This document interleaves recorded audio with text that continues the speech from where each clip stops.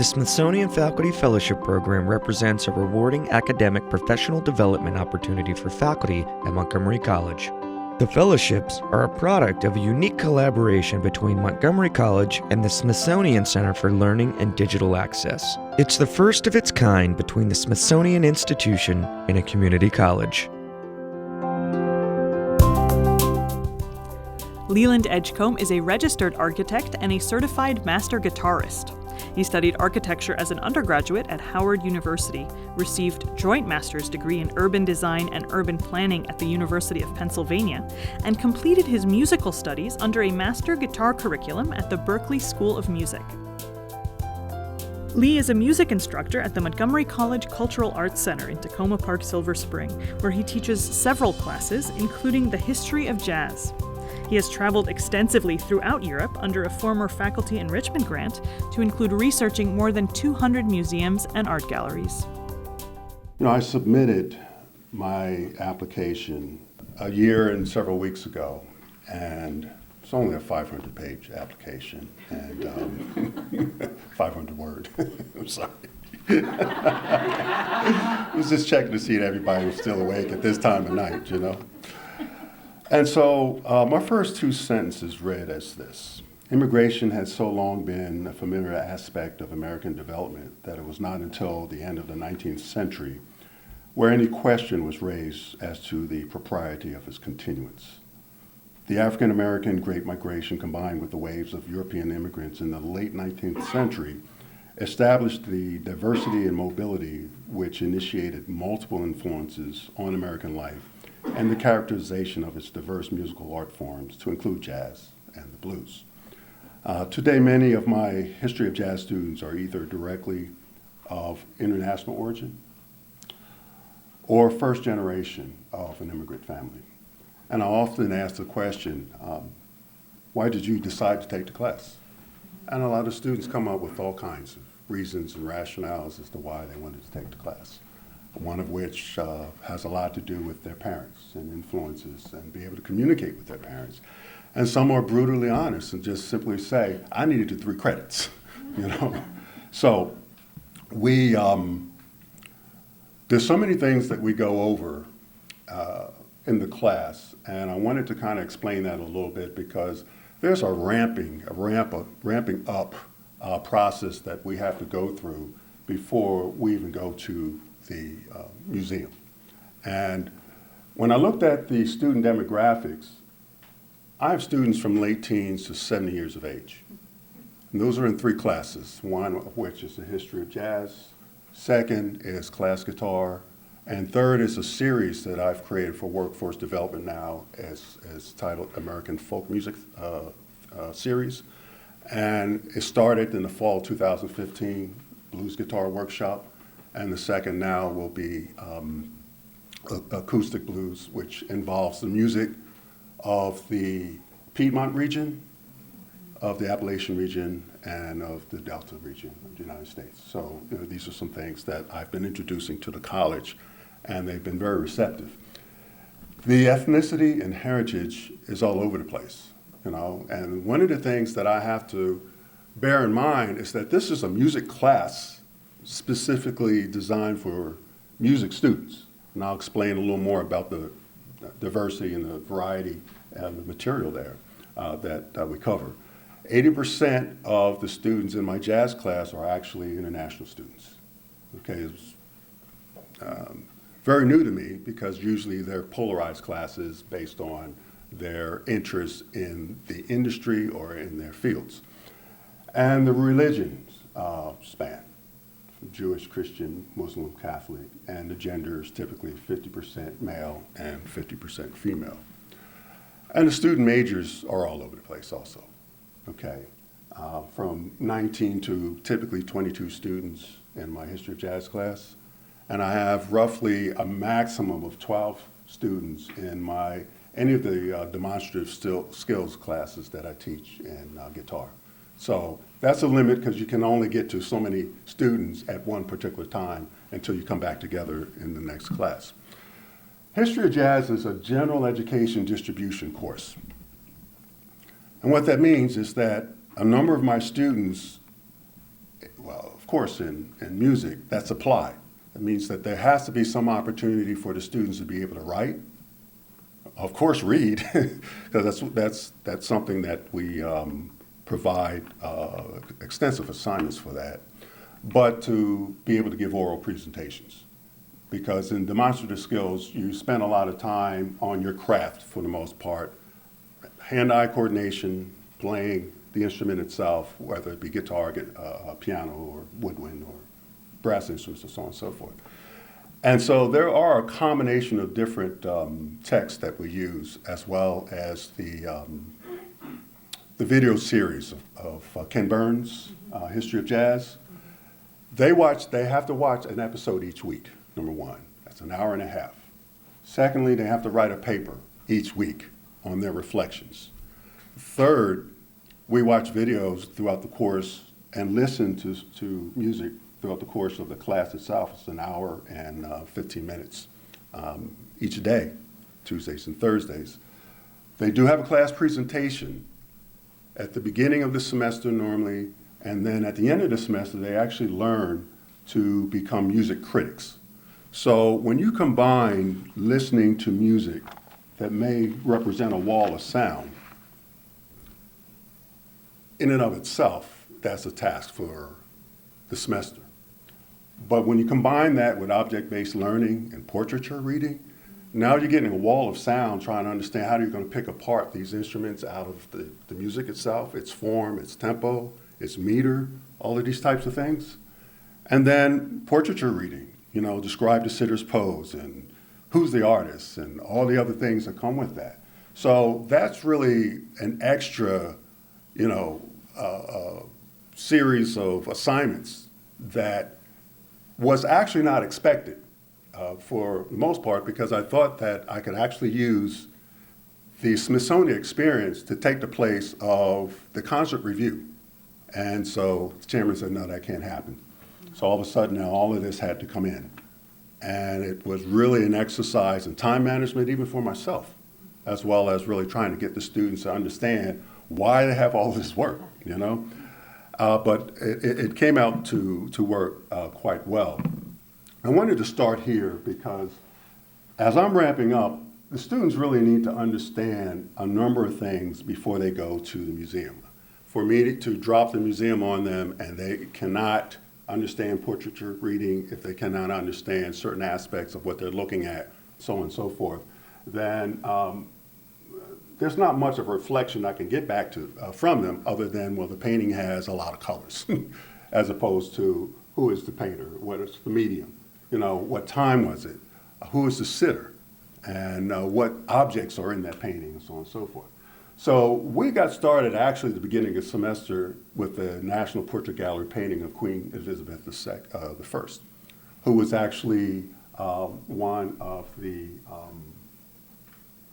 commissioners of immigration, one of the commissioners of immigration, where Sir Walter Raleigh was commissioned to the United States, and all of a sudden you had immigration coming from that point in time, okay, as opposed to what we all know about the Puritans and their exodus for religious purposes to the United States. But at the same time, we had France, Spain, and Native America around the 1750s, and this is how far back we go when we start developing a sense and an idea of the beginnings of jazz. Well, at the confluence of that is New Orleans. And this is where we begin to start looking at various aspects of human life and culture, Congo Square in New Orleans, that featured song and dance from people from Africa and Caribbean culture, and the Creoles of color that were initially brought to New Orleans from Haiti by the French in the early 1700s that were highly skilled musicians. Okay. So as we went through that, we learned a lot more about the country in the earlier days and really the earlier developments, I should say, of jazz. Cedric Ye also brought in something with regards to the Chinese Exclusion Act, which restricted immigration, and that was immigration coming actually from San Francisco, for the most part, east. And a lot of times we think about immigration coming from the east to the west, but that was one of the sort of examples that we saw of immigration coming from the West to the East. So as I took my students through this timeline, and that's what jazz is all about, timelines here, they began to see exactly certain aspects from 1750 up until 2000 of the transformation of the United States as a result of immigration, for the most part, as well as the movement towards the West. So the Louisiana Purchase, we covered the extensive territories of Spain, for example, that eventually became Mexico, that went up in the green, that went up as far as Colorado and northern California. So one of my colleagues had indicated, cohorts had indicated as to whether or not the Mexicans has crossed the border or if the border had crossed the Mexicans. And that's very important because of, those individuals who remain in the area that are indigenous to the United States or indigenous to the area prior to the United States. But, this is something that I had to start off with just to kind of get a sense of orientation as the students who had no idea in many respects as to American history. They had history from their own countries, but really truly understanding American history from the context of immigration especially. And I'm going to go through this as fast as I can. My dry run was actually with a busload of 13-year-olds going to Philadelphia, and I was a chaperone. And that famous four-word, are we there yet? Clause kept coming up, And so we went all over the place, but we ended up at the National Constitution Center, the collection on immigration in America. And that was after we visited all the museums and everything. And I needed something to kind of grasp, all of this, put all this together so that I can present this to my students, my college students, okay?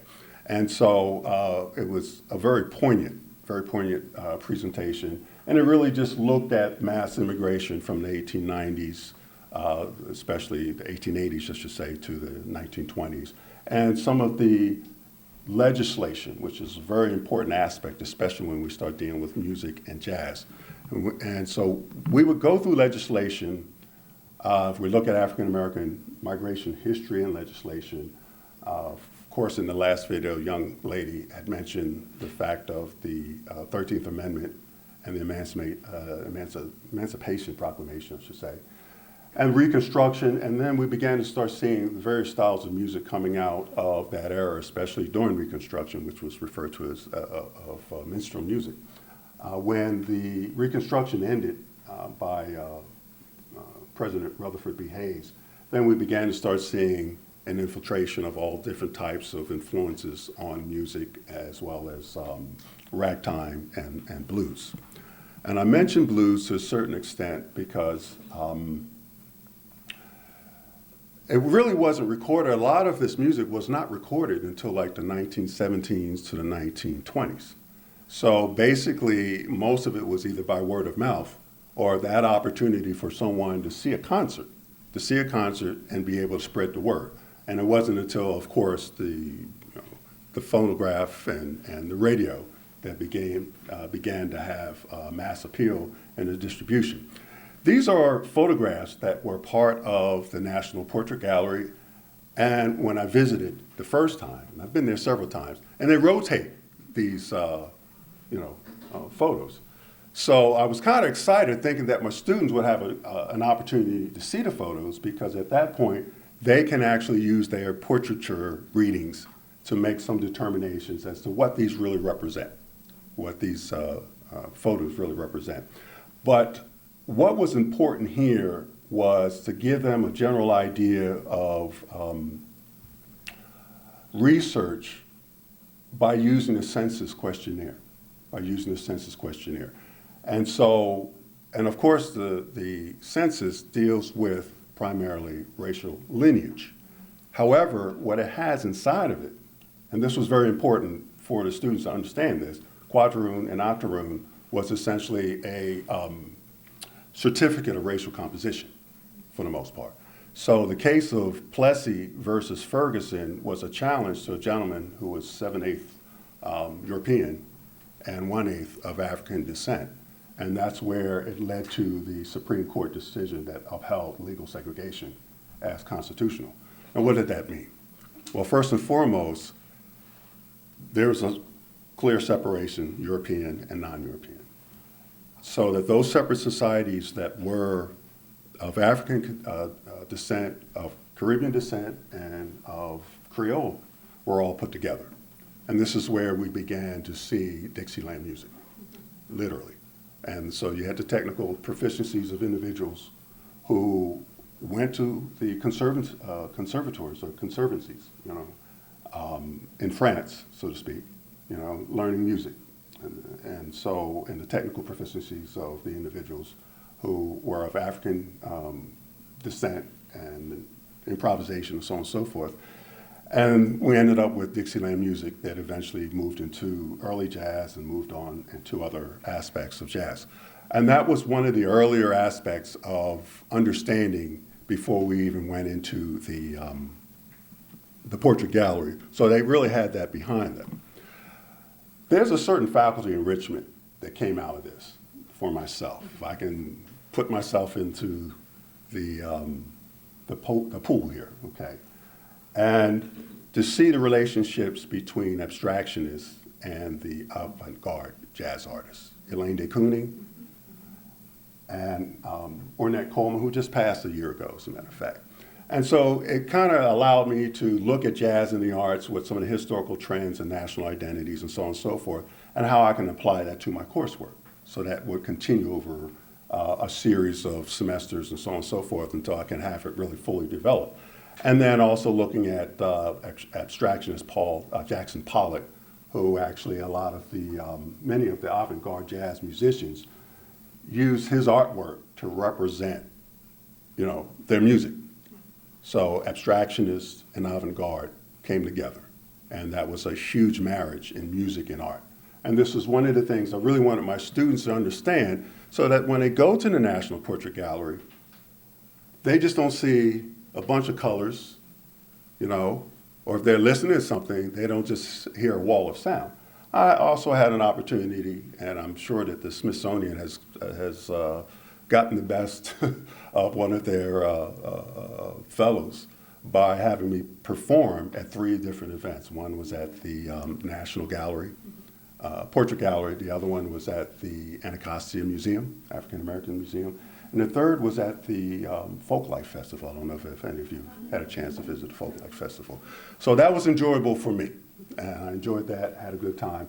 But this was important. This was leading up to a number of things that I wanted my students at the end of the semester be able to write a paper on their reflections, with regards to what they saw and how they were able to break that apart and understand exactly what they were looking at. So I gave them 6 different settings referred to as student challenges. One was to look at the exhibits to see how they relate to music, to jazz. Okay, social justice, civil rights, national identity, self-identification, ethnic identity, and so on and so forth. And some of the students did that. And I did show them the object, the counter taken from the Greensboro sit-in at Woolworths, and showed how there was a relationship between that and the protest album that was produced soon after. Okay, and you can see the parallel between the individuals that are sitting up at the counter and the musicians on the lower left hand, I'm sorry. Okay, so those are things that you can begin to see and reflect upon. And curator Harry Rubenstein exhibited a number of amazing artifacts from the civil rights times to actually a vessel that was used by Abraham Lincoln to sign the Emancipation Proclamation. So I thought that was really incredible, and it gave them inspiration as well, even though we only focused on the National Portrait Gallery. And then I gave them another challenge. I said, through Portraits of a Nation, what is your personal experience? What do you see? Okay, from myself, where I grew up, everything was named after Walt Whitman. Okay, the Walt Whitman Bridge, the Walt Whitman convenience store, the Walt Whitman house, the Walt Whitman museum, and a Walt Whitman Starbucks. High school, I'm not sure, was it? Could have been, yeah. But it was very important to show those types of relationships with regards to your personal experience. And many of the students did use that. They used that as an example. The next was, I gave them a challenge on family immigration and migration history. And I said to the students, look, trace your family history if that's what you want to do. And I broke the ice, and I gave them an example of my great-grandfather. I came from an island that was about the size of Connecticut, maybe 80% of the size of Connecticut, and had 12,000 people on that island. That's it. And so it gave them a certain sense of security because a lot of the students were insecure to talk about their ethnicity, to talk about the immigration, and to talk about really a lot of things that, they thought they would be stepping on someone else's foot when they're projecting their pride in terms of where they came from and, their culture and so on and so forth. So I tried to do that by breaking the ice, get them into doing some research, Ancestry.com and the United States Census. And that was just enough for the students to really be able to dig into draft records for their great-grandparents and so on and so forth, and then look at where those individuals may have moved from time to time just based on the census. And so some of the students began to start getting involved in that as well. This was my fearless group at the National Portrait Gallery. And no, they did not all show up at one time. Okay, and we set it up so when the sun was at was at the warmest and at whatever height that would not cast as many shadows so we can get a good photograph. Which was 2 o'clock, so everyone had a chance on a Saturday at 2 o'clock to be able to show up on time. But nevertheless, I got everybody there just about. One of my students, Corey, really was able to identify with the American worker. And he was able to explain that portraiture based on what we went through the course of the semester, okay? Isabella and Itzel looked at Dwight D. Eisenhower and the strength and American history. Toni Morrison, Kimani looked at Toni Morrison and the strength of that large canvas. Max was very interesting because he was a good student, but he always looked like he was into leisure time. And so he looked at leisure time. I couldn't figure that out, but he explained it very well. The bus scene was very interesting. Sandy looked at a very interesting, drew a very interesting and profound comparison between Ella Fitzgerald and Rosa Parks. And what that was is I showed them a video of Ella Fitzgerald in the 1940s. And that Ella Fitzgerald was singing the song, "A Tisket, a Tasket," "A brown and yellow basket, I lost this," and that, and so on and so forth. And she had a background of all men that were singing. They were singing very well. And she was running up and down the aisle singing, "A Tisket, a Tasket, I lost my brown and yellow basket." And all the men were white males with flannel shirts and cowboy hats on. and they were singing very well, but the fact of the matter is that it was just so surreal. And that was the video of its time, And so she took that, the bus scene with Ella Fitzgerald and Rosa Parks, and said that it was just the irony, it was so interesting that it pulled her to this scene. And of course, Rosa Parks was arrested for, what do you call it? It'll come to me. But anyway, she was jailed and so on and so forth. But when you put the two together, that's what she saw. Okay, that's what she saw. Ishmahan saw the social justice exhibit. Isella jazz pianist Eddie Palmieri, the jazz Latin, and she's from Latin descent, okay? And then Vade, who from Nigeria, and saw a very serene New England town scene in snow.